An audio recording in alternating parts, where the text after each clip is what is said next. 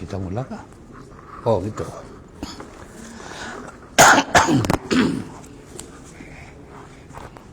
Oke, bismillah.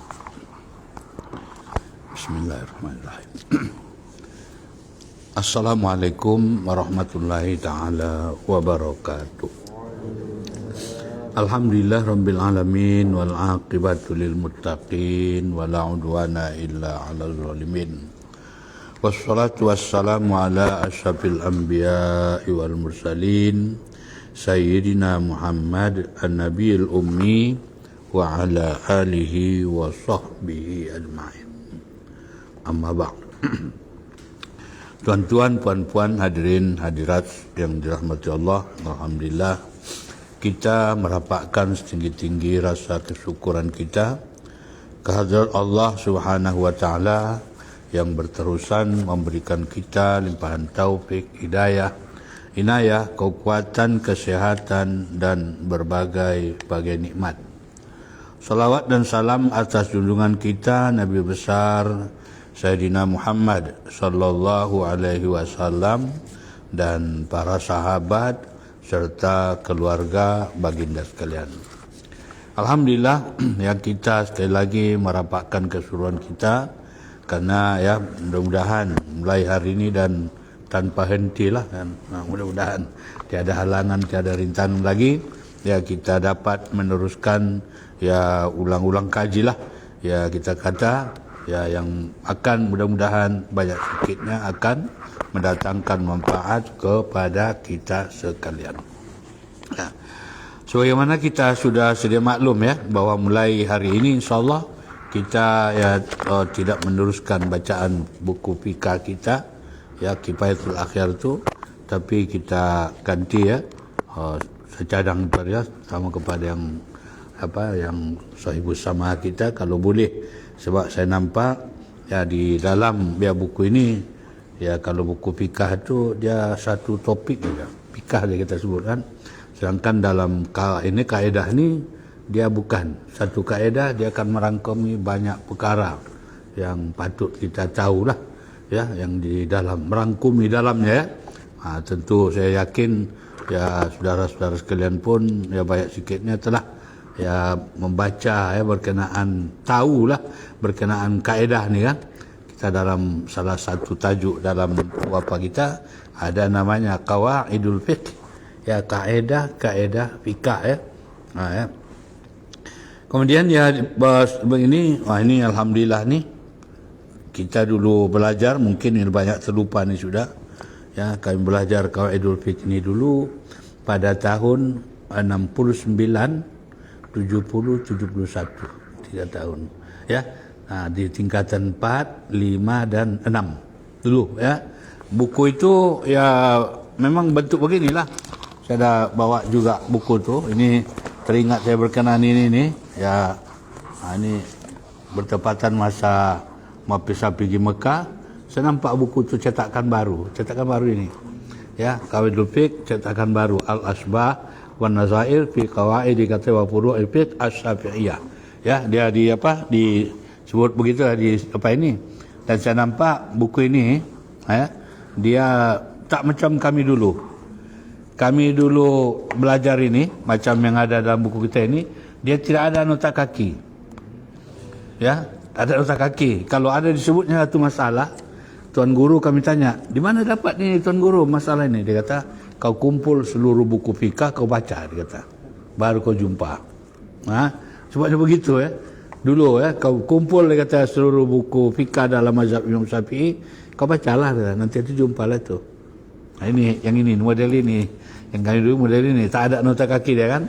Jadi saya tertarik hati ni ada nota kaki dia. Di mana ya, yang pengarang-pengarang baru ini, dia berusaha dengan baik untuk mencari kemudahan ya. Ini dia dan banyak buku-buku kitab dalam mazhab Imam Syafi'i dirujuk. Masalah ini sana jumpa, sana berpuluh-puluh ya. Bukan satu kitab ya. Begitulah. So, nampak satu kemudahan lah.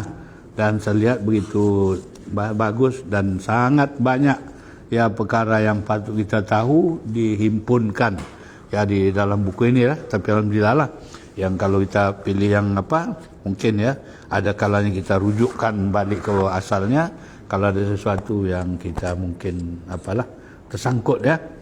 Karena ini memang ini cetakan lama, ini sama dulu yang di hadapi ini sudah ya cantik dia, tulisannya pun cukup baik lah. Ini ya masih lagi macam yang lama dulu ya. Okey. Jadi sekedar perkenalan dulu pagi ini kita lihat ya Qawaidul Fiqh. Yang sebenarnya masalah fikah ni banyak yang bersangkutan ilmu dalamnya. Ada nanti yang disebut Usulul Fiqh asal ada yang disebut namanya yang fikah betul lah. Ada yang nanti namanya Qawaid. Qawaid ni maknanya berupa kawaid ya. Qawaid tu dia kaedah kata macam simpulan lah. Simpulan. Nanti saya contohkan kan. Yang di dalam simpulan ni boleh masuk yang lain. Disebutnya satu. Tapi masalah yang di dalamnya banyak. Contoh yang di mana-mana pun saya lihat kalau itu fikir ini dalam Imam Syafi'i ini akan disebutnya al-umur bimaqasidiha. Segala urusan tergantung kepada niat. Itu simpulan dia. Apa itu? Semua. Soal solat masuk, soal zakat masuk, soal haji masuk, soal puasa masuk, soal macam-macam disebutkannya. Ya. Masalah yang ada dalam fikah yang empat bagian kan? Ibadat, muamalat, munakahat dan jinayat ya. Dalam fikah kita itu dia ada masuk. Disebutnya begitu. Dalam kaedah-kaedah. Jadi sangat cantiklah kalau kita kalau dapat kita, sebab kita ini dari segi kita akui nak menghafal satu masalah tu susah tu ya. Kita bukan komputer kan, nak menghafal satu masalah ya, di mana nak tengok ni. Tapi kalau kita tahu satu kaedah tu Dia boleh masuk, dia himpunnya. Nanti kita lihat contoh-contoh semua sebagai jalan memudahkan kita. Memudahkan kan. Yang memudahkan supaya kita dalam masalah-masalah yang kita hadapi, mungkin ada kaedah yang mudah kita untuk mengingatnya. Apalagi ya satu daripada ilmu yang berkembang terus dalam kita orang Islam ni ialah masalah fikah. Dia tak pada habis tu. Dia berterusan ya. Selama dia terkembang ni akan berterusan. Masalah fikah berterusan. Kalau di masa dulu tak ada orang sampai ke bulan kan? Sekarang ada orang sampai ke bulan. Macam mana kalau orang pergi ke bulan? Adakah dia puasa bulan Ramadan? Macam mana dia nak melihat anak bulan? Nabi kata, sumu liru'yatihi wa aftiru liru'yatihi. Puasa kamu kalau melihat anak bulan dan berraya pun tengok anak bulan. Ini bukan lagi tengok je bulan tu dipijak-pijaknya. Macam mana nak hukumkan dia? Itu kan? Ini masalah fikahnya dia berjalan terus. Ya, dia kalau tidak ada sesuatu maklumat dia tahu, macam mana ni ya? Sampai ada seorang ustaz lah. Ya, susah dia tu. Dia sendiri kata sudah. Kenapa susah? Yalah dia kata, berarti tak puasa lah dia. Sebab Nabi kata puasa kerana melihat bulan. Dia bulan tu nampak dia hari-hari. Kalau dia katalah, ya, apalagi di dalam dunia moden kita sekarang kan, orang nak buat tempat pelancongan ke mana? Ke bulan. Ya. Kan datanglah ya, mungkin ada orang-orang yang tertentu yang melancong ke bulan kan. Bulan Ramadan, macam mana dia berpuasanya? Bila nak dimula? Kita kalau di bumi ini ada nampak anak bulan kan? Ini bukan mamak bulan tu hari-hari dia nampak kan. Dia bukan lagi anak bulan kan. Itu. Jadi fikah ini dia berkembang kan. Jadi kalau tidak ada satu kaedah, nanti dia akan kata di masa Nabi ni tak ada ni. Jadi kalau tak ada macam mana? Apakah tidak ada hukum dia? Tapi kalau ada satu kaedah-kaedah letakkannya, mungkin orang tahu. Ya, boleh dilihatnya, diperhatinya dan sebagainya. Ya. Sehingga orang memudahkanlah untuk kita ya. Tidak ada sebab secara garis besarnya tidak ada satu perkara pun di dunia ni yang terlepas daripada hukum hakam Islam. Tidak kan? Semua apa yang ada kita laksanakan, kita buat di muka bumi ini, dia ada kaitan dengan hukum Islam.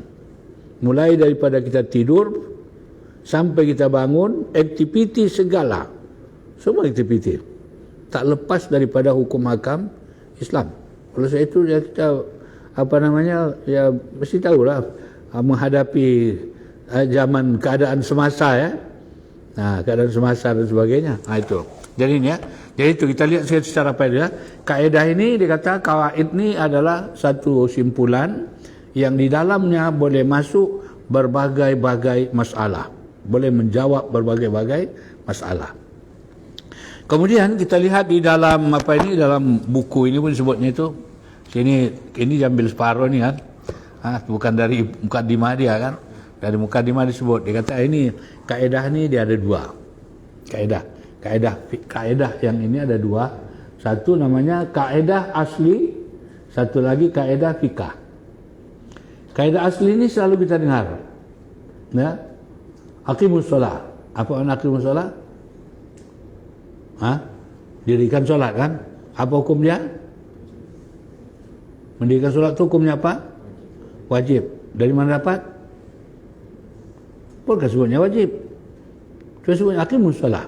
Tentu kata-kata dapat ini karena itu perintah. Al-aslu ya lil amri, asal daripada fi'il amar hukumnya adalah wajib. Al-aslu fil amri al-wujub. Ya kan? Ini kaedah ini namanya kaedah asli. Maknanya mengikut hadis tu. Itu kaedah asli. Al-asliyin kan? Yang kaedah yang asli maknanya tengoknya ayat tu begitulah. Ya. Tapi ada satu lagi kaedah namanya kaedah fiqah ini. Ilmu fiqh, ilmu yang diusahakan, ilmu berkenaan dengan al-amaliyah. Itu kan fiqah gitu kan. Kaedah yang fiqah adalah ilmu berkenaan dengan amal. Ya, mengenai amal ya. Kalau berkenaan itikad itu tauhid. Ini berkenaan amal itu fiqah ya. Yang berkenaan amal itu fiqah. Muktasabu yang diusaha min adillatiha tafsiliyah yang diusahakan dari dalil yang cara terperinci, dibahas dulu. Tak boleh nampak begini keluar hukum, tak boleh. Ya, kalau adillah yakiniyah itu tauhid. Ya, secara yakin sama ada melalui kalamullah Al-Quran atau secara akal. Maka kalau orang tauhid hukumnya bagi tiga, ada wajib, ada mustahil, ada harus. Ya kan? Dia pandunya itu. Tapi di dalam fikah tak begitu. Fikah dia berbentuk amal yang diusahakan dari dalil yang tafsiliyah. Tafsiliyah maknanya cara terperinci, Pak. Dipadukan ini praktis semuanya nanti. Sehingga keluarlah ketentuan. Jadi ada dua bentuk. Satu kaedah. Kadang-kadang yang disebut tu kaedah asli. Al-aslu lil kata lil amri al-wujub. Asal daripada fi'il amar adalah wajib. Tapi tidak semua amar wajib. Ya kan? Contoh lainnya. Tidak semua amar wajib kan? Apakah semua fi'il amar wajib? Tidak.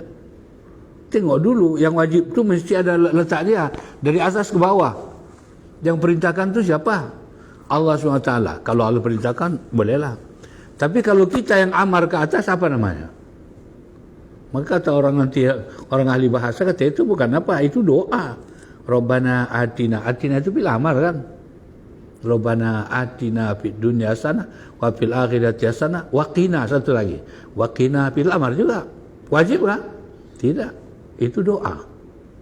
Jadi ya tidak semua yang bentuk begitu tu menjadi satu satu hukum untuk wajib tak. Ya, kalau dia yang dari bawah ke atas itu nama doa, harapan, ya. Jadi yang amar ni dari atas ke bawah. Siapa yang memerintah? Pemerintah lah.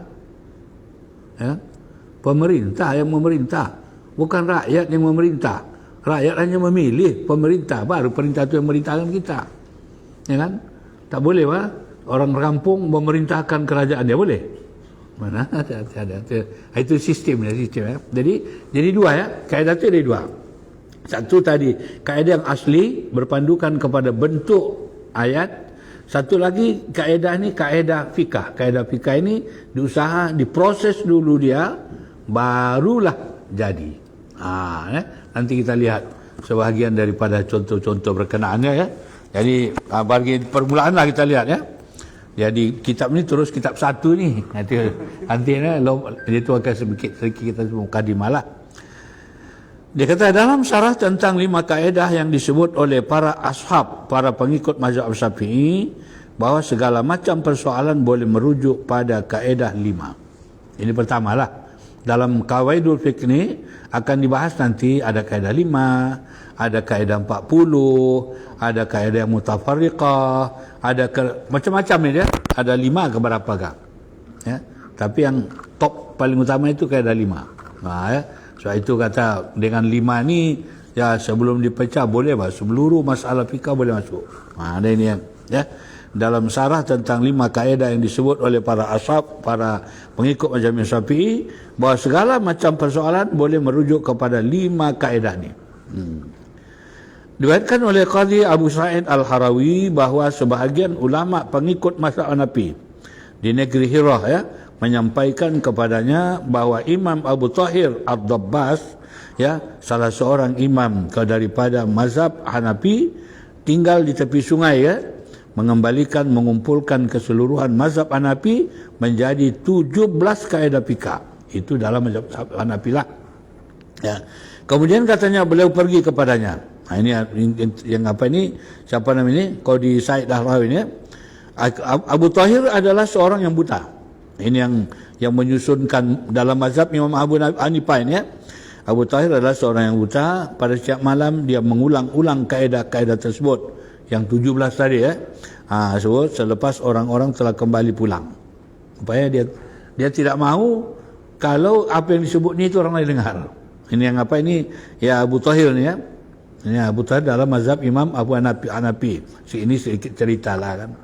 Dia habis orang solat Isya ya, walaupun dia buta, orang tak nampaknya. Tapi bila dia nanti habis orang pulang, pintu masjid tutupnya. Sudah ditutupnya, baru dia bercakap sendiri. Yang disebutkan itu kaedah 17 dalam mazhab Imam Abu Hanifah. Ya. Lalu katanya Al-Harawi ini berpaling dengan memakai hamparan tikar lapik. Kemudian keluarlah orang-orang. Ini maknanya sudah sebenarnya Abu Thahir ni ya rahimahullah taala anhu orangnya buta. Tapi orang buta ni ada kelebihan kan. Pendengaran dia tajam. Orang buta ya. Cakap bijak sekali boleh. Dengar. Ya.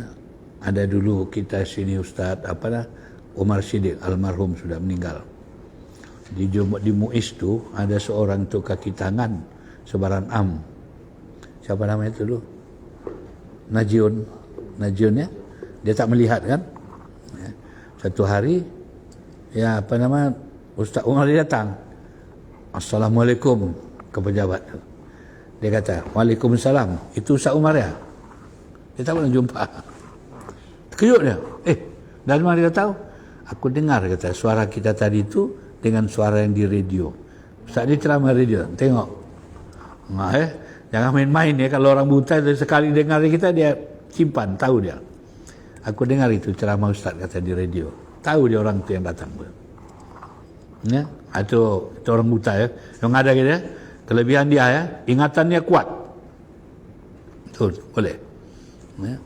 Kami dulu di sekolah ada seorang ya seorang buta lah tinggal situ. Dia menghafaz Al-Quran. Sekali dengarnya kita tahu. Kadang-kadang kita melintas kan, saya tanya, apa kabar abang? Bagus dia kata. Dia kata, singgah ke sini dulu Mukhlis, datang sini dulu, ajarkan aku Suratul Kahfi 4 ayat, dia kata. Ya. Kita pun bacalah, sekali baca, 2 kali baca, 3 kali baca, 4 kali. Kita tak hafal, dia hafal. Ya. Itu satu kelebihan lah bagi mereka saja. Jadi ini teringatnya Abu Thahir ini seorang buta, pada setiap malam dia mengulang-ulang kaedah tersebut selepas orang telah kembali pulang. Ya, lalu kata Imam Al-Harawi ini berpaling dengan memakai hamparan tikar lapik. Kemudian keluar orang-orang. Lalu Abu Thahir menutup pintu masjid sambil berterusan menyebut kaedah-kaedah yang 7 yang disebut tadi ya. Pada waktu itu Al-Harawi terbatuk. Dia maknanya masuk terdiam-diam. Ditutupnya badannya dengan lapik tikar tu saja ada bawanya. Padahal yang di situ tu bukan orang yang melihat, orang buta. Tapi orang buta ni dia punya tajam kan. Ya, dia bersembunyi, tahu-tahu terbatuk. Itu biasalah itu kan. Ya, biasanya kalau orang bersembunyi dia punya musuh batuk. Tutup mulut untuk sudah ketahuan. Ya, ini pun begitu aja. Lalu Abu Thahir kata untuk pintu masjid sambil berterusan menyebut kaedah itu, Abu Thahir merasa keberadaannya. Lalu dia memukul dan mengusir keluar masjid. Dikejarnya, tahu dia.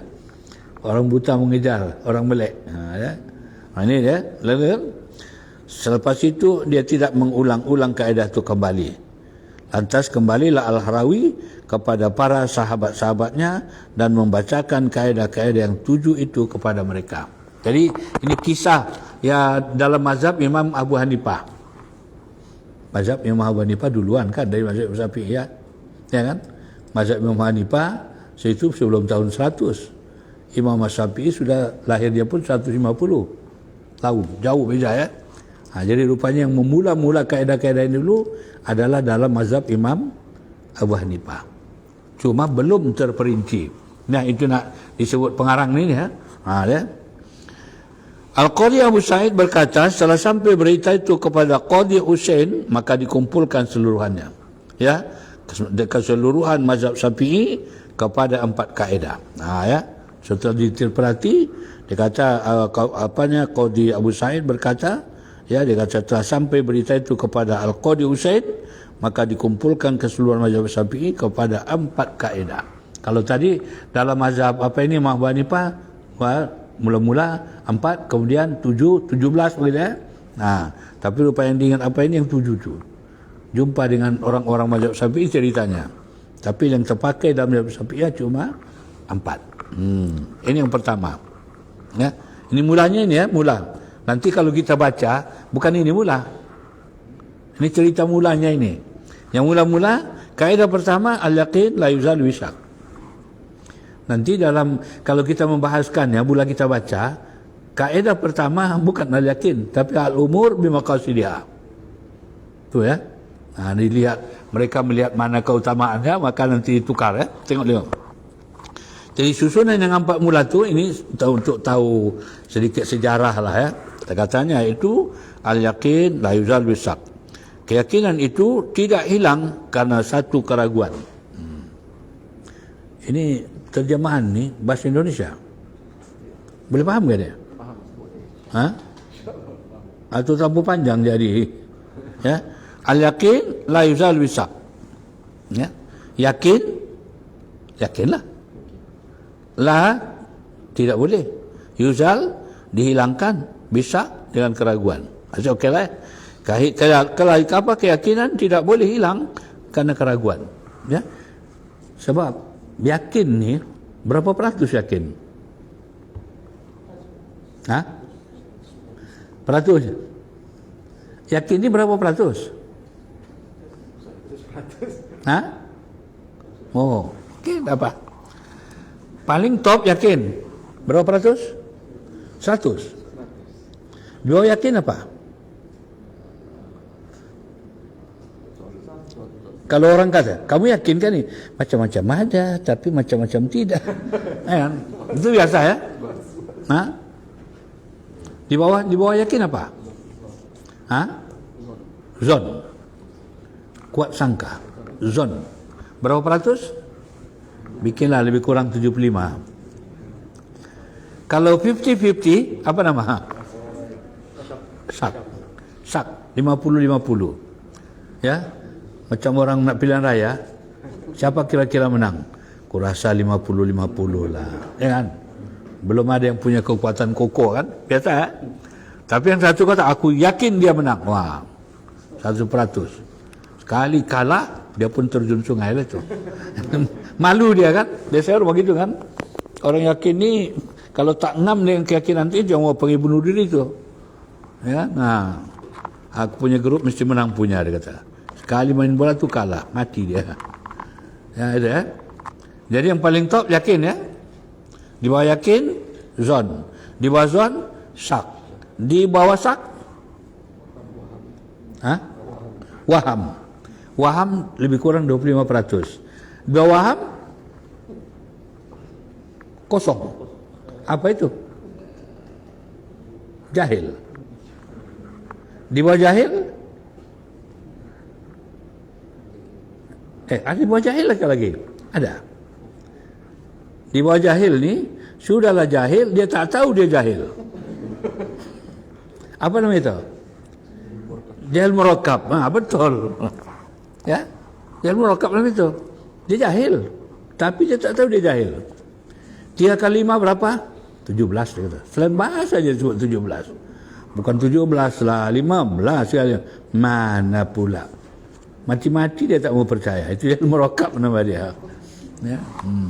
Kalau jumpa orang jahil murakkab ni, awal-awal bisa tengok gitu, tak payah kawan lah. Sengsara kita dibukannya. Ya. Okey. Jadi al-yaqin la yuzal wisyak itu kaedah pertama pada mula ya. Ini cerita pada mulanya. Belum lagi masuk dalam pembahasan dia pada mula. Asal atau sumber daripada kaedah ini adalah sabda Nabi. Tengok ini kaedah fika ya, bunyi asal lain, nanti kaedahnya lain dibuat. Nabi kata apa? Inna syaitan la ya'ti ahadukum wa huwa fi salati wa yaqulu lahu ahdasta. Ya. Nabi kata fala yansarib hatta yasma'a sautan au yajidu rihan. Ya. Ini hadis. Tengok. Dia kata, Nabi kata inna syaitan, sungguhnya syaitan itu, ya, sesungguhnya syaitan itu layakti. Ya. Layakti ni lam ini lam apa tu? Taukid, pasti akan datang. Ya, pasti kan? Syaitan itu kata Nabi pasti akan datang, ya, apa akan datang katanya ahalakum, akan datang kepada seseorang di antara kamu wa huwa fi salatihi, dikala dia sedang solat. Betul kan ini? Kalau tak betul, Nabi yang cakap tu. Dibuktikan boleh kan? Nabi kata apa ya? Kalau kamu solat, bahasa kita lah, kita ahli, kalau kita solat, syaitan pasti datang. Kadang-kadang belum solat pun dia sudah tunggu situ sudah. Dah tunggu kita yang lambat datang, syaitan dah tunggu dah. Itu kadang-kadang diperhatinya kita datang tu. Di mana kekurangan ni orang ni? Dikaji selidik kita. Kita yang tak pernah kaji selidik syaitan. Syaitan tu hari-hari kita kaji selidiknya, tengoknya, ya, perhatinya. Ni Nabi kata ya, maknanya kalau kita solat, kata syaitan datang. Fayaqulu lahu, syaitan tu kata kepada orang tu, hadasta, awak telah berhadas. Apa makna? Apa ini? Apa awak telah berhadas? Engkau telah berhadas, maknanya wudu awak batal, Pak. Baca kita ya, sedang solat kita, wudu awak batal. Kenapa batal? Kita kata, kenapa datang? Inilah was-was tu, sak. Wudu awak batal. Ya, itu maka ya, makruh solat dalam keadaan menahan buang air. Sama ada buang air kecil atau buang besar atau buang angin. Ya, kalau dia nak pergi solat, terasa nak buang angin dulu, beruduk dulu. Kalau tak nanti, itu menambah mudah kerja syaitan. Ya, solat dia syaitan datang. Kita pun terasa lah, ada pula lagi berbunyi perut. Berbunyi perut. Angin berpusing ya, dari kiri ke kanan. Lama-lama terasa bahwa angin itu turun ke bawah. Dia pun menahan. Dia menahan ya. Datang syaitan dia. Apa yang kau tak batal dah. Ini suruhnya syaitan punya kerja. Dah batal dah. Kita pun ragu, betulkah batal atau tidak? Diragukannya. Diragukannya, betul atau tidak? Ini yang disebut Nabi tu. Ya Nabi, kalau kamu solat, maknanya syaitan datang. Dibuatnya kamu ragu, dia kata, awak punya wuduk batal dah. Ya. Nabi kata apa? Fala yang syarif. Jangan berhenti solat. Kenapa jangan berhenti solat? Hatta sehingga kata Nabi, yasma'a sautan, dia dengar suara. Kalau ada dengar bunyi mendengik, so maafkan saya, ini kita ni kaji hukum ya. Kalau angin nak keluar, sedangkan kita berdiri, tempat keluarnya itu terjepit, maka dia pun akan mendengik, ya kan? Pus, ini berbunyi dia tiba-tiba habis salah. Ya. Aku katanya yajidurihan. Nabi kata, jangan keluar sehingga dia dengar suara atau didapatinya bau. Ya. Makanan ni kalau masuk dari mulut wangi. Tiada orang yang mau makan yang busuk. Tapi kalau keluar busuk. Tak ada yang wangi yang keluar. Ya kan? Makan itu wangi tu. Walaupun orang kata busuk macam petai, bau busuk, tapi waktu dia makan wangi dia ciumnya itu. Keluar besok baru dia. Ya, diproses dalam maka keluar dia busuk. Ada bau lah, ada bau. Jadi Nabi kata begini, sebelum kita sebut hukumnya, Nabi kata kalau kita solat, syaitan pasti datang. Jadi dari segi lain kita berjaga-jagalah. Macam mana supaya syaitan jangan datang? Sebelum takbir mungkin kita baca dulu qul a'udzu birabbin nas, ya tak? Baca qul a'udzu birabbin nas, ya. Kemudian baca lagi Rabbi a'udzubika min hamazati syayatin wa a'udzubika Rabbi ayahdurun. Ya, aku berlindung kepadamu ya Allah daripada diganggu oleh syaitan. Dan aku juga berlindung kepadamu ya Allah daripada syaitan itu datang. Tapi dia akan datang juga. Itu maka hikmahnya ada solatnya, ada azan. Kalau orang azan, syaitan lari. Ya kan? Tapi dia tidak memerlukan peralatan untuk datang balik. Habis saja azan itu datang dia balik. Bila kedengaran qomat, lari dia lagi. Habis qomat dia datang balik. Ya? Kalau itu kata Habib, rapatkan saf kamu. Rapatkan saf kamu dia. Kalau ada lompong-lompong, apa yang akan datang? Syaitan. Sekarang ni kita sengaja buat lompong. Ya, berapa meter? 1 meter? Ya, itu lain ya. Ini ada kaitannya dengan masalah kesehatan ya. Ada juga lah orang sebut yang di dalam hadis tu katanya kalau rapatkan bersenggol bahu dengan bahu supaya syaitan yang datang. Ini kata kita buka peluang. Ini lain. Ya, bukan begini yang yang kita mau. Ini ya kita tiada pilihan lain untuk mengelakkan perkara yang lebih mudarat, begitu ya.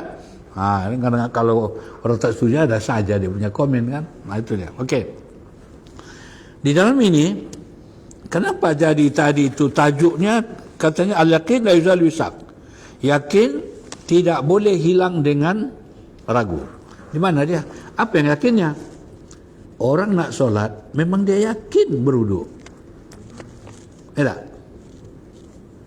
Orang nak solat dia yakin berwuduk. Yakin tak? Wuduk tu dia buatnya lagi 3 kali lagi, digosoknya lagi, disapu, dibasuh kan? Sehingga dia nak solat tu dia yakin betul dia berwuduk. Berwuduk, yakin tak? Yang ragu yang mana? Batal atau tidak? Jadi kaedah kata selagi yakin, ragu tak boleh mempengaruhinya. Ya, kalau terpengaruh sekali, besok akan 2 kali, lusa akan 3 kali. Lama-lama orang ni akan kena penyakit was-was. Penyakit was-was bukan main-main tu ya. Kena jaga tu. Jadi sebab itu yakin baru boleh dikata batal. Kalau ada yakin apa batal? Macam tadi kedengaran bunyi. Bukan di sini dengar lagi, orang kiri kanan dengar. Ya, sehingga tadi yang khusuk begini toleh dia. Dengar dia orang tu, ya. Atau tercium dia apa ada baunya. Sekarang tak tercium. Kenapa? Pakai lapik. Jadi ada juga gawe. Tapi orang yang solat tu dia tahu itu. Yang penting di sini, ya, sesuatu dibuat dengan yakin. Kalau ada was-was, jangan berhenti. Masuklah di sini. Ini kaedah ni, ya, asalnya hadis Nabi. Bunyi hadis tu begini. Tapi kaedahnya buat lain. Apa tahu? Setelah diolah, diperhati semua ya. Masuklah dalam bentuk-bentuk ni banyak ni. Ya. Al-yakin la yuzalu bisak. Yakin tak boleh hilang dengan ragu. Apalagi contoh lain yang boleh macam masuk ini. Contoh lain lah. Sebagai contoh kita sebutkan. Contoh lain yang boleh kita masuk dalam kaedah ni. Ya. Sebagai contoh. Yang kita yakin, kemudian datang ragu. Seperti orang solat. Solat ada contohnya. Assalamualaikum warahmatullahi. Assalamualaikum warahmatullahi. Duduk sambil berzikir. Itu syaitan ni pun bukan pandai berhenti tu. Dia datang. Tadi awak punya bayar tahiyat tu terbalik pak. Dia pun mulai. Terbalik. Salah kah? Tahu kah? Betul kah? Datang was-was. Apa hukumnya? Macam mana dibuat ni hukumnya? Ni banyak ni soalan di masyarakat. Kita dah siap solat, dia kata. Ya, lalu datang perasaan bahawa solat tadi tu ada salah dia. Kita balik solat? Kalau balik solat ni hari, besok datang tu balik. Masuk ke area ni. Yakin kerana dia ada Assalamualaikum warahmatullahi wabarakatuh, itu sudah yakin bahawa solat tu betul sampai kepada salam. Yang gangguan datang, jangan peduli. Ya. Kalau tak nanti menyangkut tu. Ini apa saja yang begitu bentuknya, tu banyak tu. Apalagi bagi kaum ibu. Ya. Aku habis solat tu baru terfikir-fikir. Ya. Iblis tu begitu. Ada seorang dikejar jin dari Malaysia sampai ke Mekah. Kalau dia solat, terganggu selalu. Solat terganggu. Datang dia berjumpa. Siapa kata tu? Ada bisik telinga saya. Saya punya tawaf tidak sah. Saya punya sa'i tidak sah. Saya punya, banyak-banyaknya. Sampai kata, penolong pengurus kami itu kata, Ustaz, kalau besok datang dia hati-hati Ustaz. Kenapa? Hati-hati. Orang kalau ada bisik-bisik telinganya itu mau gila susah, ditumbuknya susah nanti. Dia kata tidak. Kalau besok dia datang, dia kata saya tanya dia. Sebelum dia tanya, saya ditanya, saya tanya dia. Betul muncul besok. Ya. Waktu dia saya sekarang duduk. Kenapa saya nak tanya kita hari ini? Bukan kita nak tanya saya. Duduk. Duduk baru ketahuan. Ya, cari asal usul dia, rupanya bapak dia kerja bomo. Dan untuk menolong perubatan dia pelihara jin. Tiba-tiba si bapak tu meninggal kemalangan jalan raya. Jinnya tinggal, tiada siapa tempat tinggalnya. Di bubutnya anak tu sampai ke Mekah. Itu maka kita dilarang, jangan berkawan dengan tertentu kan. Ya, saya pernah jumpa orang begitu. Sengsara kita dibuatnya. Pagi-pagi lagi udah datang dia. Itu datang ini was-was ni kerja syaitan. Ya. Kerja syaitan. Ada juga lah kerja manusia kan. Qul a'udzu birabbin nas, malikin nas, ilahin nas, min syarril waswasil khannas alladzi yuwaswisu fi sudurin nas. Apa sambungnya? Minal jinnati wan nas. Minal jinnati sama ada yang nampak ataupun yang macam orang. Ya. Maka orang kalau marah betul kau ini setan betul kau ini. Kawan tu kan. Ada dah. Okey. Itu satu ya. Nanti insya-Allah akan kita cerita panjang ya. Ni hanya pengarang ni nak sebut kaedah-kaedah 4 kata dia. Yang kedua, al-masyaqqatu tajlibut taysir. Al-masyaqqatu ya tajlibut taysir. Kesukaran atau masyaqqah ni kesusahan lah. Kesukaran ya. Tajlibut taysir membawa kepada kemudahan. Kesusahan bawa kemudahan. Maknanya kalau ada susah kena cari jalan mudah. Jangan diteruskan yang susah. Ya. Aku susah pun tak apa. Mana pula? Tidak ngam lah itu pepatah orang kita itu. Aku akan merenangi lautan api. Dia terus cari bahala itu. Kan? Cari bahala betul kan? Ya. Berenang di air pun tenggelam, nak berenang di api pula. Tapi itulah kadang-kadang manusia ni kan, sakit semangat kan. Lautan api pun aku sanggup. Janganlah. Dia cari bala pula. Lautan yang air pun belum terenangi, api pula kan. Dan ini, kalau ada kesusahan, mesti ada jalan keluar. Inna ma'al usri yusra. Di sebalik kesusahan ada kemudahan. Ini merupakan satu kaedah ni. Kaedahnya itu al-masyaqqah tajlibut taysir. Kesusahan ya, ini kaedah mesti ada jalan keluar dia. Ini kesusahan ni, macam mana jalan keluar? Tiada jalan keluar. Mana boleh? Kita yang tak faham. Ya? Kita tak tahu jangan dikata tiada. Tiada ini pilihan lain, memang itu. Tidak. Allah kata begitu. Dalil dia kata, ini. Kaedah ini berdasarkan firman Allah, dan ia tidak menjadikan kamu menanggung sesuatu keberatan dan susah payah dalam perkara agama. Itu janji Allah ya. Dalam perkara apa ini? Ini apa surah apa ini? Al-Hajj ayat 78. Bunyinya apa? Wajahidu fillahi haqqa jihadih huwa jatabakum wa ma ja'ala 'alaikum fid dini min haraj. Itu bunyinya ni. Kita tengok suratul haji ayat terakhir. Ayat terakhir tu. Ya, dalam suratul haji tu. Ya, wa ma ja'ala 'alaikum fid dini min haraj. Dan tidak ada satu pun dijadikan oleh Allah soal agama ini susah. Tiada susah. Kadang-kadang ada orang yang kata susah. Aku sembahyang ni tidak susah. Zuhur, asar, maghrib, isya. Yang susah yang mana? Subuh. Betul tak? Betul kan? Kenapa jadi susah? Apa sebab susah? Atau kita yang mencipta susah tu? Kalau orang tanya lah, betulkah subuh susah? susah ini dia boleh ketahuan kalau dibuat perbandingan. Wah, kalau kenapa jadi susah? Sebab subuh tu kata sejuk mah. Sejuk. Apalagi kalau hujan pula lagi. Sejuk. Oh gitu kah? Ya. Itu maka tak boleh. Ya, tak boleh.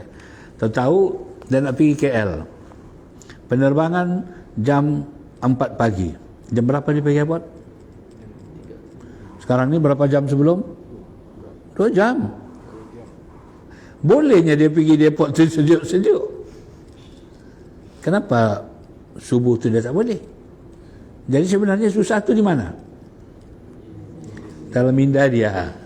Ya kan? Betul tak susah subuh? Tidak susah. Cuma kadang-kadang kesilapan kita, ya, ada pepatah Melayu yang cantik. Pepatah Melayu kata apa? Allah bisa, Tegal biasa. Maknanya kalau biasa dibuatnya, yang susah akan menjadi mudah, ya kan? Mandi pagi jam berapa? Mandi pagi jam 6. Coba biasakan mandi jam 4. Obat tu mandi jam 4 pagi, ya. Saya kalau pagi itu mandinya itulah antara jam 4, tapi sebelum subuh. Jam 3 kah, jam 4 kah, bangun mandi lah. Sudah biasa. Tiada sejuk. Ya. Caranya macam mana? Jangan mandi terus siram kepala. Memang lari itu balik dia keluar nanti. Kalau mandi siram apa dulu? Kaki. Kalau siram kaki, panasnya itu akan naik ke atas. Dia masih lagi panas itu. Tak ada panas. Siram kaki dulu. Jangan kepala dulu siram, ya. Kalau mandi, kaki dulu. Kalau siram kepala dulu, nanti panas badan tersimpan di dalam. Siram kaki dulu. Naik panas tu, di rongga muka kita ini banyak tempat keluar panas tu. Hidung, mulut, telinga ada. Ya. Nanti kalau kita siram kaki kita, coba bernapas. Panas tu. Supaya panas kita tu keluar. Ya. Cantik tu. Ya, memang disuruh begitu, ya. Tapi caranya itu, mesti kena. Kalau tak susah tu. Mungkinlah seminggu pertama dia susah. Ya, seminggu kedua mulai berubah. Lama-lama menjadi suka dia begitu. Ya, apalagi kalau ya dapat 1 jam sebelum subuh, jam 4, mungkin dapat kita sikit-sikit, dapat solat tahajud, dapat baca Quran, bersalawat, istighfar, kan. Lama-lama menjadi kebiasaan. Ya. Ini al-masyaqqah, ya. Mana-mana masyaqqah mesti ada jalan keluar. Itu orang kita pergi haji. Ada kesusahan ni. Kenapa? Dalam mazhab Imam Syafi'i, bersitu laki-laki dengan perempuan yang bukan mahram batal wuduk. Ada seorang penceramah ni, dia kata, kalau kita ikut mazhab Syafi'i sampai Mekah, 4 tahun tak selesai tawaf. Saya kata astagfirullahalazim. Celupar juga ni kawan ni. Ya, celupar betul.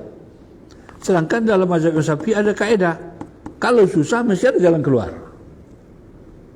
Tak tahu tak ada jalan keluar sampai 4 tahun dia kata sampai tawaf tak selesai-selesai.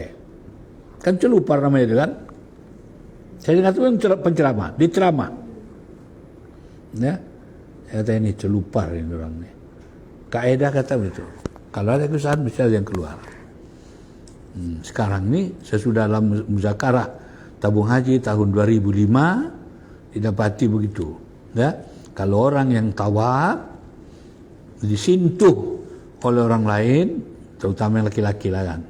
Yang perempuan ni memang pakai dia pakai ihram dia tertutup semua kecuali muka dengan tapak dengan itu pun tertutup juga, kan. Yang laki-laki dia pakai ihram senggol orang. Itu masyaqqah. Masyaqqah, kalau masyaqqah jalan keluarnya ada. Apa dia? Selagi dia tidak sengajakan, 1, selagi dia tidak bernafsu, 2, tidak batal. Selesai. Ya. Itu kadang-kadang orang kalau nak pergi umrah dia itu paling banyak soalan. Kalau saya bikin kursus tu, sudah 2 yang berangkat jamaah umrah kita, ya. Satu sudah pulang lah insyaAllah hari ini. Itu soalannya. Macam mana? Saya bilang tak ada masalah. Ya. Pertama itu, ya jangan pula sengaja senggol orang itu, tak boleh lah. Kalau kita tersenggol pun apa boleh buat? Jalan terus. Saya sedang tawaf dari rukun Yamani nak sampai Hajar Aswad. Kita baca Rabbana atina fid dunya hasanah. Tahu ada dua orang perempuan laju, pum, tampar saya punya pipi, pum. Enak saya kata, sorry. Oi, tapi apa ini orang ni? Enak aja kita kan? Batal atau tidak? Tidak. Nah, ya. Kenapa ini? Ada kaedah. Ya. So dalam agama kita tak boleh susah. Tapi kadang-kadang orang lihat di samping susah buah, kenapa? Mati tiba-tiba mati. Covid, mula-mula Covid dulu kan, mati. Jadi apa dia? Susah lah itu. Kata tidak. Kenapa tidak? Bukankah disebut kalau orang yang kena penyakit merebak ni di kategori mati apa? Syahid. Tak perlu dia bawa senjata sampai ke sana mari. Betul dia mati syahid dia. Jangan pula dipikir yang itu aja begitu. Mungkin jalan lain tu ada yang sebutkannya. Ya. Kalau ditanya barangkali orang yang mati kena Covid ni kan, macam mana pakcik mati kena Covid ni? Setuju? Setuju, dia bilang. Kalau boleh hidup aku balik dan mati balik kena Covid. Macam orang mati syahid tu kan gitu kan? Orang mati syahid ni bila kau bumikan, dalam hadis tu kata Allah berjumpa dengan dia. Allah tanya, apa awak punya mau? Dia kata apa?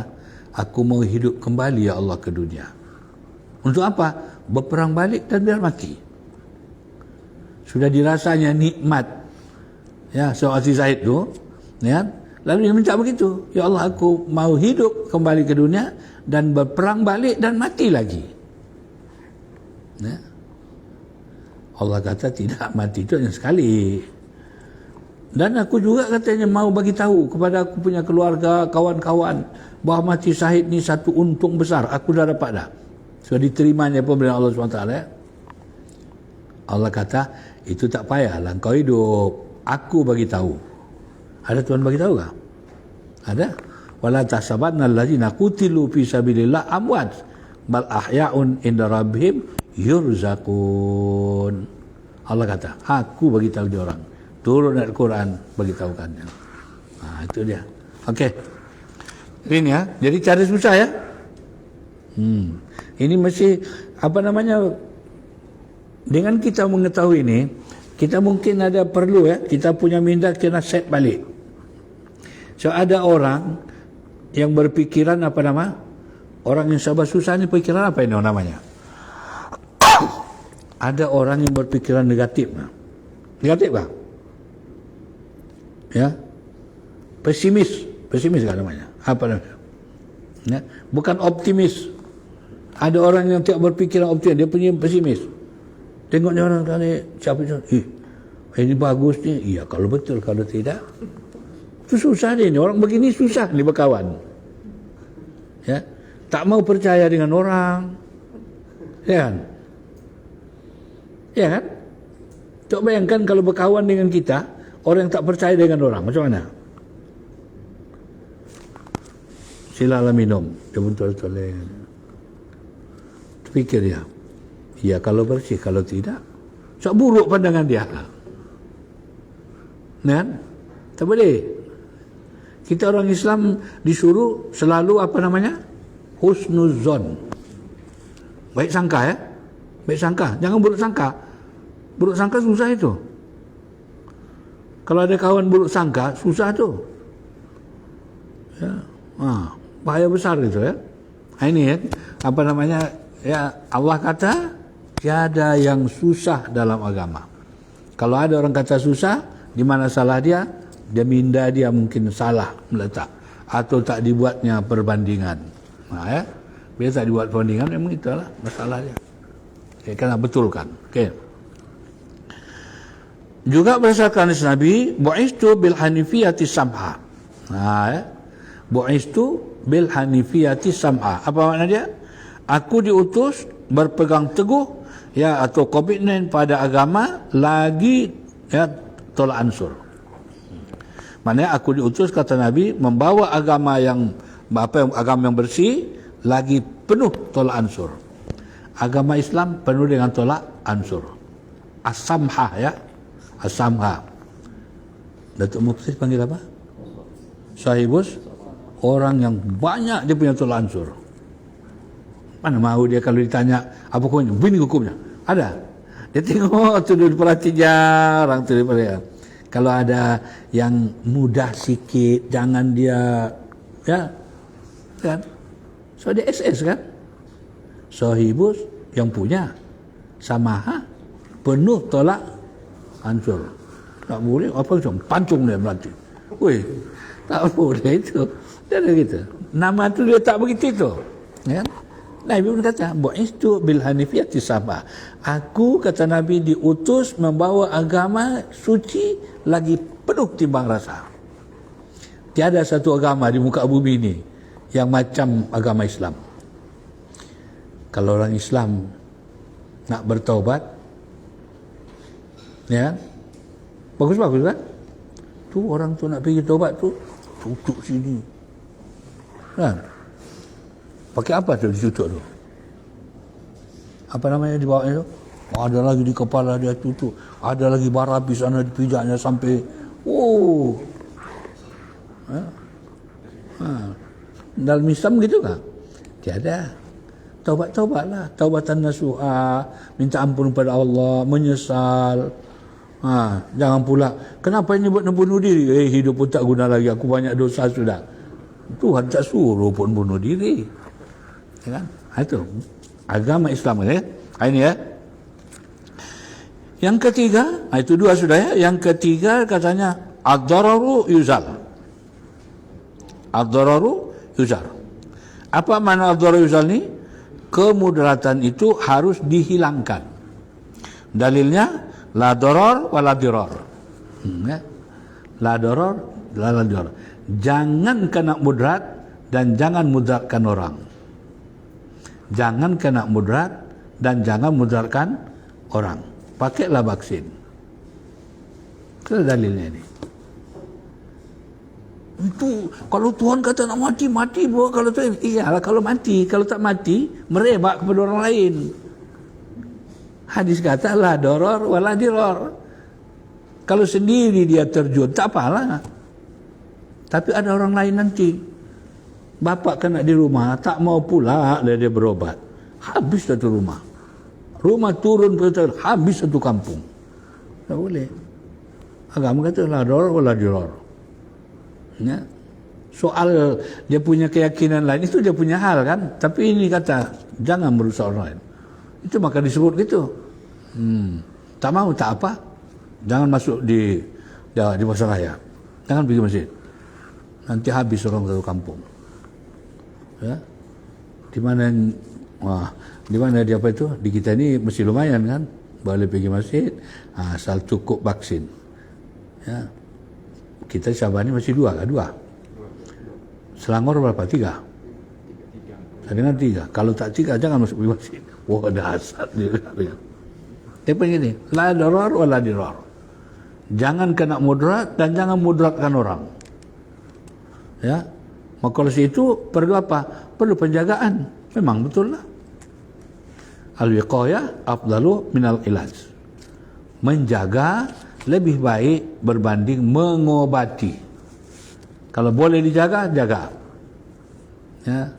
Tak apalah kalau pun nanti boleh berobat, bukan. Kalau ada pilihan yang mudah, lebih mudahlah dan sebagainya. Nah ini ya.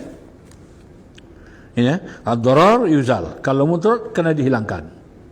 Tak boleh mudarat dibiarkan. Ya.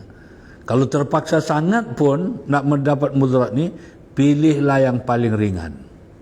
Yang itu apa bahasa Melayu kita itu? Kalau dimakan macam makan buah sumalakama. Ya, dimakan mati emak. Tak dimakan mati bapak. Itu kan? Itu bahasa Melayu itu kan? Macam buah makan entah di mana buah sumalakama ni saya pun tak pernah tahu lah. Tapi entah kenapa ada itu dalam bahasa Melayu ya. Macam makan buah sumalakama ya. Dimakan katanya mati emak, tak dimakan mati bapak. Apa pilihan? Ada pilihan gitu lagi. Mesti pilih dua-dua. Ya. Betul? Kalau dimakan, mati mak. Tak dimakan, mati bapak. Jadi, kena ada pilihan dia. Apa pilihan dia? Kalau begitu juga ya. Tapi tak ada lah. Yang begitu tak ada. Itu hanya peribahasa orang Melayu kan. Menunjukkan ada kalanya kita terbentur kepada dua. Ya, pada dua perkara ya. Begitu. Yang kaidah keempat, yaitu katanya al-adatu muhakkamah. Al-adatu muhakkamah. Maksudnya apa? Adat kebiasaan itu boleh jadikan sebagai hukum. Tapi ingat ya, yang dimaksud adat ni bukan semua adat. Bukan adat suku kaum. Oh bukan. Ya. Adat ni mana apa? Kebiasaan. Kebiasaan mungkin dari segi hukum, seseorang macam ya, maafkan saya, kaum ibu kan, tentang bulan dia adat masak. Tapi tak sama tu. Dengan B tak tahu. Tak sama. Yang ini mungkin 5 hari. Yang itu mungkin 7 hari. Nanti tengok berapa kali. Sudah kena ni, boleh letakkan. Ini dua gini. Yang ini kebiasaan dia. Berpandukan kebiasaan dia. Ya. Bukan, jangan silap ya. Adat ni, adat bagi hukum bah. Jadi macam mana? Oh, tahu dia bawanya, tak berbaju, tahu. Itu tak termasuk. Ya, tak termasuk tu. Ya. Ini. Dalil katanya hadis Nabi kata ma ra'ahul muslimuna hasanan fa huwa indallahi hasanun. Apa-apa yang dipandang orang-orang Islam sebagai sesuatu yang baik, maka menurut Allah dia adalah baik juga. Ya. Jadi berapa? Asalnya kaedah ini berapa? 4. Inilah satu. Ya, itu dia. Sebahagian daripada mutaakhirin ulama kurun akhir. Ulama ini ya ada disebut ulama salaf, ada disebut khalaf. Ya kan? Yang salaf ni berapa tahun? Dari masa Nabi. 300 tahun ya. 300 tahun belakang itu namanya ulama khalaf, mutaakhirin ya. Nah, ulama salaf tu yang 300 pertama. Itulah munculnya ni apa namanya? Ulama mujtahid, ya tak? Sampai di masa itulah sebelum 300. Okey. Sebagian daripada katanya mutaakhirin ulama kurun akhir berpendapat mengenai bentuk-bentuk pada 4 kaedah yang dikukuhkan oleh mereka ini yang masih perlu dikaji ulang. Karena secara umum kaedah-kaedah itu tidak merujuk atau tidak menunjukkan secara tepat ketetapannya kecuali dengan penghubung dan taklif. Ya, kata dia. Maka sebagian ulama yang menghimpun kaedah-kaedah itu menjadi 5 kaedah. Sehingga kaedah yang kelima yaitu al-umur bimaqasidiha. Jadi asal tadi berapa? 4. Tapi ada yang sebut tak cukup 4 dah. Tambah satu lagi. Ini al-umur bimaqasidiha. Dasar kaedah ini innama a'malu binniyat. Sungguhnya amal itu tergantung kepada niat. Ya kan? Tapi kita harus tahu ni ya. Kadang-kadang ada juga orang gunakan ni tak ngam. Yang penting apa kata hati dia. Orang tengok, ini kerjanya tak bagus ni. Macam mana pun tapi apa kata dia. Tak betul. Ya. Mesti tengok dulu kerja tu mesti ada baiknya, nampaknya. Elok. Ya. Untuk apa dia begitu Semuanya amal, kata suatu amal tu bergantung kepada niat. Ya. Begitu juga kata hadis Nabi, bunyal Islam ala khamsin. Apa namanya, dibina agama Islam ini atas 5 perkara. Maka fikah juga katanya terdiri daripada 5 dasar atau kaedah. Dia ada pula sebut. Ya, rukun Islam pun 5 bah. Kaedah ni pun kena 5 lah, jangan nampak aja. Tambah 1. Al-Ala'i berkata, tambahan di atas sangat baik sekali. Imam Syafi'i berkata, hadis tentang niat itu mencakupi 3% ilmu. Hebat ya. Imam Syafi'i kata gitu. Ya bahawa kaedah yang kelima ni dan tentang niat ni dia kata mencakupi 3% ilmu.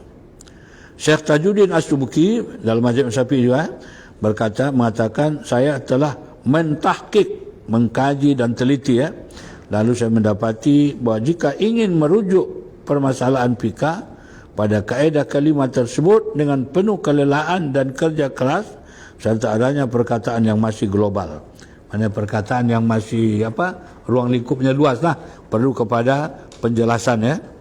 Maka kaedah yang kelima ini telah mencakupi pada kaedah yang pertama.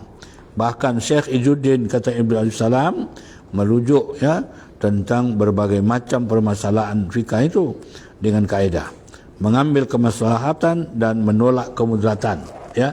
Yang maksud macam biasanya ad-darar ruzal tu ya. Kemudian dia katanya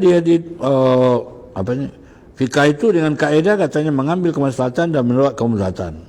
Bahkan semua permasalahan dikembalikan pada kemaslahatan. Manakala menolak kemudaratan itu adalah termasuk juga dari bahagian ya kaedahnya, begitu ya. Itu dia ada khilafnya lah. Kata ini begitu, kata ini begitu sebagainya ya. Kemudian kata pengarang dalam masalah ini beliau juga ya tadi Izzuddin bin Abi Salam itu berpendapat satu sahaja kaedah daripada kaedah yang 5 itu sudahlah mencukupi. Dia kata ada yang sebut tak sampai 5 pun, satu cukuplah dia kata ya. Karena yang menyerupai kaedah yang hampir sama ada 3. Manakala apabila aku ingin merujuk secara mendetail, nescaya kaedah tersebut mencapai lebih dari 50 bahkan 200-an. Dia kata begitu ya. Dia. Di sini katanya dalam kitab ini saya menjelaskan kaedah-kaedah, kemudian menjelaskan teori-teori atau pandangan yang terdapat dalam kaedah-kaedah tersebut. Tadi al-umur maqasidah ini termasuk terakhir. Tapi dalam kaedah fiqh dia termasuk yang dibahas pertama. Ini disebut ini. Kaedah pertama al-umur bi maqasidiha. Ya ini ya. Ini apa namanya? Sangat penting ya. Yang menjadi asas dari daripada kaedah ini adalah sebuah hadis Nabi, innamal a'mal binniyat. Sungguhnya segala suatu amal perbuatan itu bergantung kepada niat. Kerja itu nampak baik, tapi kalau niat tak baik, satu hari itu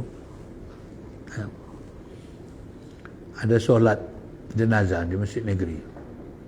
Jenazah duduklah. Sudah penuh duduk. Berdiri tu berdiri. Tahu datang satu orang hamba Allah ni. Datang dia, orang yang sudah berdiri itu dikuatkannya. Setelah ini dia masuk tengah-tengah. Rupanya yang nak didekatinya ini orang kenamaan. Jadi orang melihat pun, kawan ni nak pergi solat kah atau nak jumpa dengan orang tu kan? Hati orang jadi bercakap kan? Soal jenazah itu betul, tapi orang sudah penuh. Kenapa orang ditolakkannya? Tak ada. Apa maksudnya dalam hati dia? Kalau kata itu soal jenazah betul lah solat, tapi ya kenapa dibuat begitu? Kadang-kadang lah. Ya, jadi jadi pemikiran lain kan? Kenapa dibuat begitu? Solat kalau lambat, memanglah di belakang tempat dia kan? Lambat, sudah lambat, masuk pula ke hadapan lagi. Bukankah Nabi sedang baca Jumat kan? Khutbah Jumat, ada seorang hamba Allah berjalan, dikuatnya orang, langkah, dia nak ke hadapan. Nabi dari mimbar diperintahkan, duduk. Jangan langkai orang. Ini orang sudah rapat tu, dikuatnya. Ya, dia mau masuk situ. Ini tak betul kan? Tak betul. Maknanya apa yang dalam hati memang orang tak tahulah kan. Tapi kena buat sesuai lah kan. Sesuai. Ya, itu. Yang menjadi asas dasar daripada kaedah ini adalah sebuah hadis Nabi, innamal a'mal binniyat. Tengok ya. Dia ada hadis apa kaedah dia al-umur bimaqasidiha. Semua perkara tergantung dengan bergantung kepada maksud. Asalnya hadis Nabi. Kedudukan hadis ini adalah sahih, masyhur, dikeluarkan oleh para imam-imam hadis yang 6, Bukhari, Muslim, Tirmizi, Nasa'i, Ibnu Majah dan Abu Daud. Juga lainnya daripada hadis Umar bin Khattab. Tetapi sungguh pelik apabila dalam kitab Muwatta Imam Malik tidak mencatatkan mengeluarkannya. Dia tokoh-tokoh hadis yang besar-besar sebut, tapi dia kata Imam Malik tak masukkan. Hadis ini juga dikeluarkan juga oleh kata Ibnu Ash'ab dalam sunannya melalui riwayat Ali bin Abi Thalib, dan Daraqutni dalam kata Gharaib Malik, Abu Naim dalam kitab Al-Hilyah dari kata hadis Abu Sa'id Al-Khudri, dan katanya Ibnu Asakir dalam kitab Al-Amal dari hadis Anas, yang semuanya adalah katanya sama lafaz. Yang menurut Imam Bukhari dalam kitab sunannya dari katanya hadis Anas berbunyi la amala liman la niyata lahu. Tiada amal perbuatan itu tidak sah atau batal tanpa disertai oleh niat. Perlu niat, ya. Nah, perlu niat. Itu asaslah. Bila perlu dengan niat ni, maka keluar kaedah. Al-umur bimaqasidiha. Segala urusan bergantung kepada niat. Apa yang dalam hati dia. Ya. Hadis innamal a'malu binniyat ni keluarnya bila seorang sahabat Nabi diperintahkan untuk hijrah ke Madinah. Hadisnya ada hadis hijrah ini kan, nak berangkat ke Madinah. Berangkatlah, ada yang sembunyi-sembunyi, ada yang terang-terangan, berangkat ke Madinah. Ramai-ramai pergi. Belakangan Nabi tahu orang yang berangkat hijrah ni niat hatinya macam-macam. Ada yang kata kita di Mekah ni tak boleh berniaga pun tak boleh lagi, kena boikot sudah. Membeli, bukan membeli dimahalkan, tak dibenar membeli. Kan nak suruh orang mati namanya itu. Ya, tak boleh. Ya. Di Syi'ib tu itu tempat kalau orang pergi haji di hotel Janadaria, tempat orang Malaysia. Itu Syi'ib Amir, ya. Sana itu tempat dikurung, maknanya orang Islam situ. Sampai makan, dia kata apa? Makan akar rumput yang ada. Begitu dahsyatnya, ya. Membeli tak diberi. Kalau dia beli mahal masih lumayan, ini tidak. Tak boleh, jangan dijual. Pergilah. Jadi yang pergi ni ada yang semata-mata kerana perintah Nabi, tapi pergilah. Ada yang pergi ni kenapa? Kerana nak berniaga, ya, urusan dunia. Ada juga yang pergi ni dia tahu tunang dia pergi, tunang dia pergi, dia tinggal. Fikir je, nanti sampai di Madinah dapatnya tunang baru, tinggal aku sini. Dia pun pergi juga. Jadi tadi sampai pada Nabi pun sebutlah ini, ya, yang diriwayatkan oleh Sayyidina Umar, ya, innamal a'mal binniyat wa innama likulli imri'in ma nawa. Ya. Asalnya amal ini kata Nabi adalah tergantung dengan niat. Okey. Dan sungguhnya bagi setiap orang likulli imri'in ma nawa. Apa yang dia niat? Apa dia niat ni? Faman kanat hijratuhu lidunya yusibuha aw imra'atin yankihuha, ya, fa hijratu ila ma hajara ilai. Kalau dia pergi itu katanya di dunia, urusan dunia. Tadi peniaga, ya, nak berniaga di Madinah. Awi katanya karena dia awi meraatin. Dia nak hijrah tu bukan karena rencana Nabi. Tunang dia jalan dulu. Ya, maka dia pun pergi sana. Fa hijratuhu ila ma hajara ilai. Maka hijrahnya itu kata Nabi adalah tergantung kepada apa yang dia hijrah kenanya. Apa yang dia niatkan. Itulah pergi. Jadi kalau dia berniaga, pahala hijrah tak dapatlah. Kalau nak mengejar tunang dapat mudah-mudahan, ya. Yang lain tak dapatlah, tergantung dengan niatnya.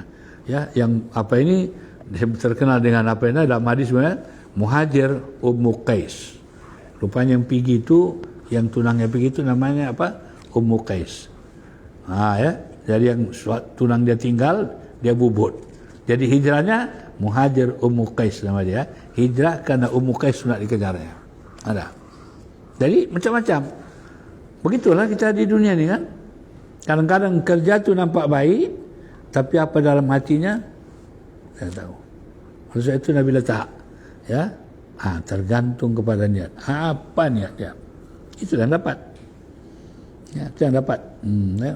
Maka dalam soal niat ni kita disuruh berniat betul-betul lah kan. Baik-baik ya. Baik-baik, elok-elok. Orang tak tahu tapi Tuhan tahu. Ya. Ada di dalam hadis tu kan. 3 golongan manusia yang berat nanti penyiksaannya ya pada hari kiamat. Ada 3 wan. 3 wan kan. Walaupun tak teratur ya. 1 pahlawan. Pahlawan ni mati dalam perang Mati dalam perang bagus tu, mati syahid kan. Nanti di hari kiamat ditanya, kenapa awak mau mati? Ya, sampai mati, tinggal keluarga, tinggal segala. Dalam apa? Dia kata apa? Li'la'i kalimatillah. Aku pergi berperang tu ya Allah karena nak meninggikan dia kata, syiar agama. Yang berhadapan dengan dia Allah tahu zahir dan batin. Yang disebut wa in tubdu ma fi anfusikum wa tukhfu yuhasibkumullah. Kalau kamu sembunyi apa yang dalam diri kamu, dalam hati kamu, atau kamu nampakkan, Tuhan tahu itu.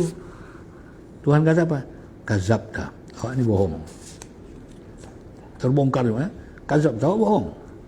Bukankah awak dulu mau berperang tu untuk cari nama? Supaya ada nama pahlawan. Itu kata Allah sudah dapat di dunia. Akhirat tiada lagi. Panggil malaikat, jerut orang ini, campak dalam neraka. Jadi 2 kali rugilah dia. Itu satu ya, wan pahlawan. Yang kedua apa? Hartawan. Hartawan. Orang yang panggil, wah awak ni banyak derma masuk di dunia. Sana orang buat masjid pergi situ, pasal orang pergi dia, sana pergi ke mana-mana dia pergi. Bukan dalam negeri saja lagi, sampai ke luar negara pun dia pergi. Itu apa? Dia jawab, li'ila'i kalimatillah. Tuhan tahu. Tuhan kata, kazabta. Awak ni bohong. Bukankah dulu awak buat itu supaya awak terkenal dermawan antara bangsa? Itu kata Allah sudah dapat di dunia. Akhirat tiada lagi. Ya. Panggil malaikat, jerut ini orang, buang. Ya. Panggil wan yang ketiga. Siapa ini? Ilmuwan. Ilmuwan ya. Panggil. Awak ni ya sampai macam-macam lagi buat. Mengarang buku, berpidato, segala macam, pergi berdakwah segala macam. Itu apa? Oh, li'ilahi kalimatillah. Tuhan kata, awak pun bohong juga. Tuhan tahu kan, awak pun bohong juga. Bukankah awak buat itu supaya orang kata, ini ulama top ni, buku dia banyak ni, terkenal ini, antara bangsa ini, bukan main. Itu kata Allah, sudah dapat di dunia. Akhirat tiada lagi. Panggil malaikat, suruh campak. Di mana punca dia? Di niatnya. Ya, kalau gitu niatnya penting ya. Kalau keluarlah satu kaedah, al-umur bimaqasidiha. Jadi yang apa yang kaedah-kaedah pendek ni kena dihafal ya. Al-umur bimaqasidiha. Maknanya apa? Segala urusan tergantung kepada niat. Kita ini hari-hari ada urusan enggak hari-hari? Ada, mana orang tak ada urusan. Orang mati pun ada urusan. Dalam kubur ya kan. Kita hidup, tidur, kenapa tidur? Adakah orang tidur pura-pura? Ya, tengoknya mungkin tak suka dia orang yang datang tu, dia pura-pura tidur. Ya, lebih orang tua kata, awak saya tidur kah? Bukan, kata. Kenapa tidur? Aku tak suka pada orang tu. Dalam hati ya. Hati ini jangan main-main. Dia boleh sembunyikan dia macam-macam kan. Kalaupun orang tak tahu. Tapi Allah begitu juga lah dengan amal yang berbentuk amalkah, mulai dari kita bangun tidur sampai tidur semula, sampai dalam tidur pun kita tak pernah lepas daripada hukum hakam Islam. Tak pernah. Berniaga, berpolitik, bekerja, berkarya, tak apa-apa. Tidak ada satu pun yang terlepas. Ya? Oleh sebab itu, kena niat betul-betul lah. Ya? La amala liman la niyatalah, katanya amal perbuatan itu tidak sah, batal tanpa disertai niat. Sedang pada Musnad As-Shihab dalam hadisnya dia kata niatul mukmin khairum min amalihi. Niat orang mukmin itu lebih baik daripada amalnya. Niat orang mukmin lebih baik daripada amalnya. Apa maknanya ni? Ya. Hadis memang begini hadisnya. Niat orang mukmin lebih baik dari amalnya. Orang mukmin itu juga kah? Niat orang mukmin lebih baik daripada amal orang mukmin, begitu? Ada juga yang sebut begitu. Maknanya dia berniat tu kan begini ya. Ini soal niat ni. Siapa yang berniat, berazam nak buat sesuatu kebaikan, kemudian tak jadi dia buat, ada pahala tak? Dia berniat untuk buat baik, tapi tak jadi buat, ada pahala tak? Ada, satu pahala. Dia berniat buat jahat, tak jadi buat, ada pahala tak? Dia buat jahat, tapi tak jadi buat, ada pahala? Kalau ada usaha dia adalah. Kalau tak nanti buatnya nak jahat aja, bukan bermakna ya limpas orang bawa arak. Syukurlah kata aku tak minum arak. Berpahala ke itu? Mana ada kerja dia di situ? Berniat pun dia bukan ada keangkutannya kan? Ya kan? Itu ya. Jadi orang berniat baik tak jadi buat dapat pahala. Satu. Orang berniat baik kemudian dia jadi buat, ganda 10. Berniat untuk buat jahat tak jadi buat, dapat pahala 1. Berniat dia jahat lalu dibuat yang jahat tu, 1 juga. Jadi kebaikan 10, yang jahat 1. Tapi 1 pun jangan dibuat pula tolak tambah. Ya, kalau buat baik 10, buat jahat 1. 10 ya. Dibuatnya satu kebaikan 10, dibuatnya kejahatan 9. Masih ada untung 1 dia kata, ya. Tak boleh lah. Tak boleh. Tak benar ya. Tak benar. Ya, kata orang nenek moyang kita apa ya? Buat baik berpada-pada, buat jahat jangan. Jadi mau berapa kali? Apa maknanya tu? Ini jangan salah tu ya. Buat baik berpada-pada, buat jahat jangan sekali. Apa makna tu? Sekali pun jangan. Jangan buat jadi mau berapa kali? Mau 7 kali? Bukan itu maksudnya itu ya. Buat baik pun suruh berpada-pada. Buat yang tak baik apalagi. Jangan buat walau sekali, itu makna itu. Ya, jangan sekali kata 2 kali 3 kali, bukan. Bukan itu aja. Okey ya. Begitulah kata rapat hadis yang terdapat dalam Mu'jam At-Tabrani dari hadis kata Sahal bin Sa'id dari Nuwas bin Sam'an, sedang dalam Mursal kata Al-Firdaus oleh Ad-Dailami berasal daripada hadis Abu Musa dalam kitab Sahih dari hadis kata Sa'ad Ibnu Abi Waqqas, Sa'ad bin Abi Waqqas kata, ini cantik ni hadis ni ya. Innaka la tunfiqu nafaqatan tabtaghi biha wajhullah illa ujirta fiha. Hatta ma taj'alu fi, kurang ni 1 fi. Ya, saya ingat saya lah. Mana soal ini? Ada 2 fi.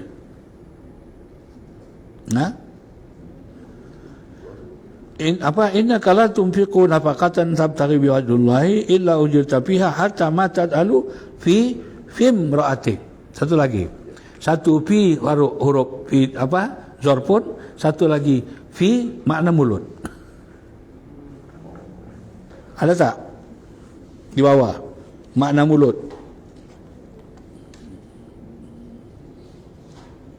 Ada san mulut di bawah ni kan? Pada mulut istrimu ya. Jadi 2 itu. Ni hadis ni saya hafal ni dulu. Tahun apa?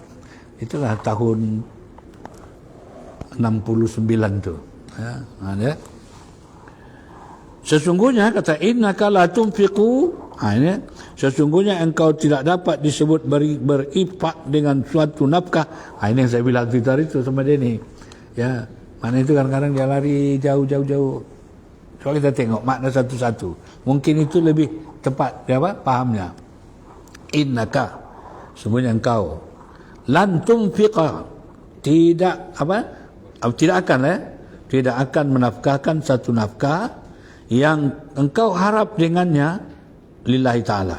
Maknanya, ya tidaklah kamu menafkahkan satu nafkah yang kamu harap dengannya wajah Allah. Maknanya lillahi ta'ala, ya. Illa ujirta biha, kecuali engkau diberi ganjaran padanya. Maknanya, kalau kita buat amal lillahi ta'ala, ya kan, apa saja bentuk amal lillahi ta'ala ini, dia kata awak diberi pahala. Ya, satu ya, kaedah dia. Hatta termasuklah, walaupun mungkin ini orang anggap tidak amal, ini pengarang ini kata macam orang anggap tidak amal, sehingga termasuklah ma taj'alu, apa yang engkau letakkan, engkau jadikan fi satu lagi mulut imra'atik, istrimu. Ini begini, ya. Kan banyak orang dianggapnya buat baik kepada istri macam itu sudah kewajipan, tak dianggapnya pahala. Ada tak anggap pahala? Ibu bekerja di rumah, ada dapat pahala ke tu? Ya, diurusan suaminya, urusan anaknya, ada pahala tak? Ada. Kalau syarat tadi Allah Ta'ala tu ada nawaitu dia, ya kan? Tapi kalau dibuatnya begitu, ya memang kita perempuan ni setinggi-tinggi ke langit pun belajar, akhirnya pulang ke dapur. Itu kan istilah kampung tu kan. Perempuan ni janganlah, dia kata saya jauh-jauh mana pun belajar sampai ke langit, akhirnya kata balik ke dapur itu. Ya, seolah-olah di dapur ni macam tak ada pahala kan, macam penghinaan kan. Tapi sebenarnya tidak, ya. Allah SWT begitu sayang kaum ibu ini, dia tak payah nak cari pahala sampai raun ke sana kemari. Di dapur pun dia diam-diam siapkannya makanannya, nanti pulang suaminya baginya makan, pulang anaknya pulang sekolah baginya makan. Ada pahala tak? Pahala. Cuma itulah, bawa bakul jangan yang bocor. Ya, nanti pulang semua makan sebagainya, dia pun tengok, sedap kau makan, sedap, tapi aku susahnya buat, bocor sudah. Ya kan? Bukan lillahi ta'ala lagi. Itu maka disebut ini tabtaghi biha wajhullah. Apa makna tabtaghi wajhullah? Niat dia betul, ya, niat dia betul kan. Yang suami pun begitu, ya, pulang dari rumah dapat gaji, dia silakan ini. Ya, tapi dalam hatinya, letih-letih aku bagi awak pula yang kumpul. Merungut dia kan. Tak jadi. Dengar kan? Mesti ada tabtaghi biha wajhullah. Ya. Macam mana? Termasuk dia kata, apa yang engkau masukkan di mulut istrimu. Mana yang diberinya impak lain ni kan? Tapi ada satu orang kawan tu pula, lain tafsir dia. Oh, ada juga kalau gitu Ustaz, dalam pandangan Islam suap-suapan, ya, dia kata. Kan itu kan, maknanya kan, termasuk apa yang engkau letakkan pada mulut istrimu. Bila itu mula perkahwinan dia, ambil nasi. Itu bukan itu ini yang dimaksud ni kan.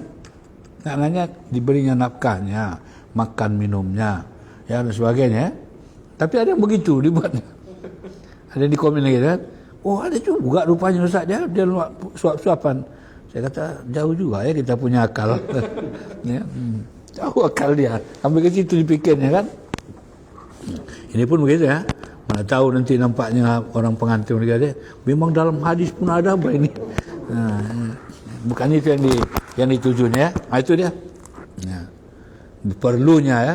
Ini tapi niat itu penting. Perlu niat. Macam-macam sudah ya disebut untuk kepentingan masalah niat tadi. Okey.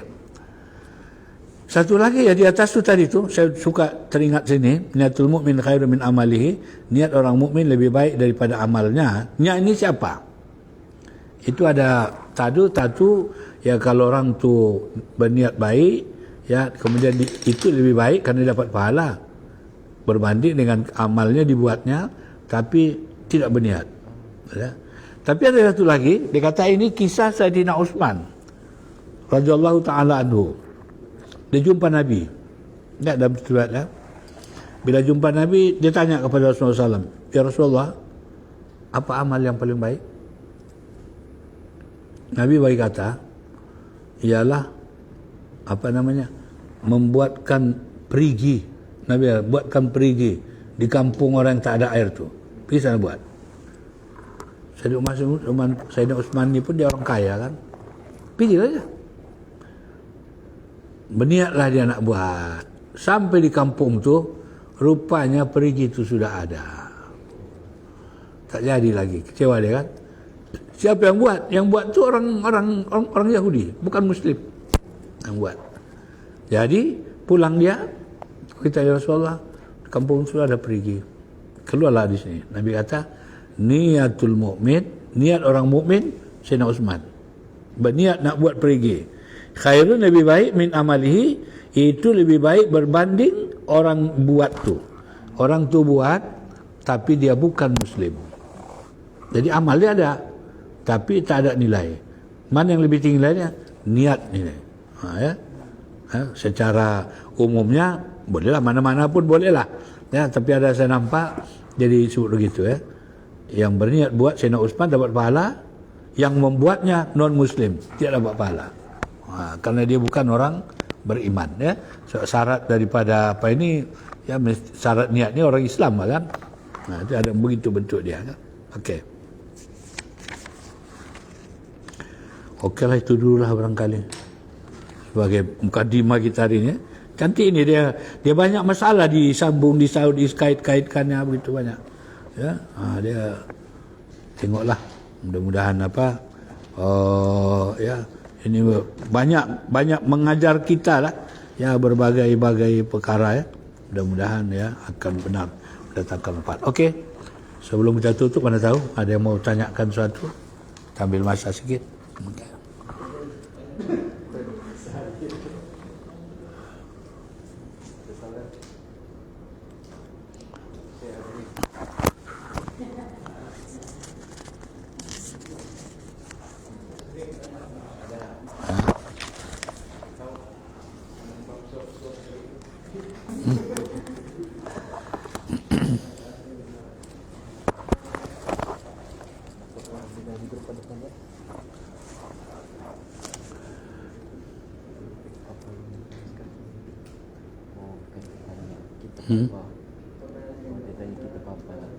Apa?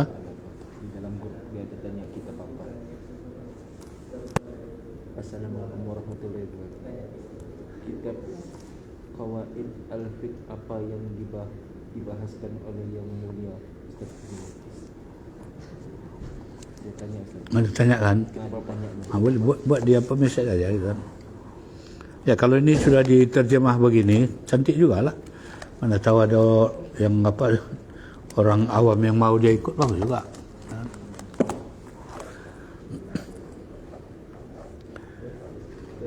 Okey lah, kita akhirilah. Bismillahirrahmanirrahim. Alhamdulillahirabbil alamin. Wassalatu wassalamu ala asyrafil anbiya'i wal mursalin sayyidina Muhammadin nabiyil ummi wa ala alihi wa sahbihi ajma'in. Allahumma 'allimna ma jahilna wa zakkirna ma nasina innaka ala kulli syai'in qadir. Rabbana zidna ilman nafi'an warzuqna fahman wasi'an ya karim ya rahim ya mujibas sa'ilin.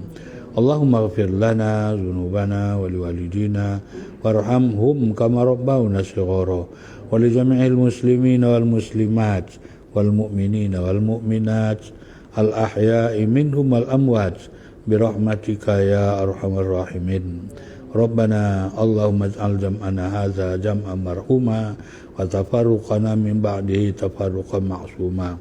Allahumma a'inna ala zikrika wa syukrika wa husni ibadatik. Allahumma ahsin aqibatana fil umuri kulliha wa ajirna min khizyid dunya zabil akhirah. Allahumma ya mawdi'a kulli syakwa wa ya sami'a kulli najwa wa ya syahida kulli balwa ya munjiya Musa al-Mustafa Muhammadin wal Khalil Ibrahim alaihissalam nad'uka du'a man istadat faqatuh wa dha'ufat harkatuh wa qallat ailatuh du'a al-ghariqil gharibil faqiril ladzi la yajidu likasbi ma huwa fi la anta ya arhamar rahimin. La ilaha illa anta subhanaka inna kunna minaz zalimin. La ilaha illa anta subhanaka inna kunna minaz zalimin. Rabbana atina fid dunya hasanah wa fil akhirati hasanatan wa qina azaban nar wa adkhilnal jannata ma'al abrar ya aziz ya ghaffar ya rabbal alamin. Wa sallallahu ala sayyidina Muhammadin nabiyil ummi wa ala alihi wa sahbihi wa sallam. Subhana rabbika rabbil izzati amma yasifun wa salamun alal mursalin walhamdulillahi rabbil alamin. Akhirul kalam wabillahi taufiq wal hidayah. Wassalamualaikum warahmatullahi wabarakatuh.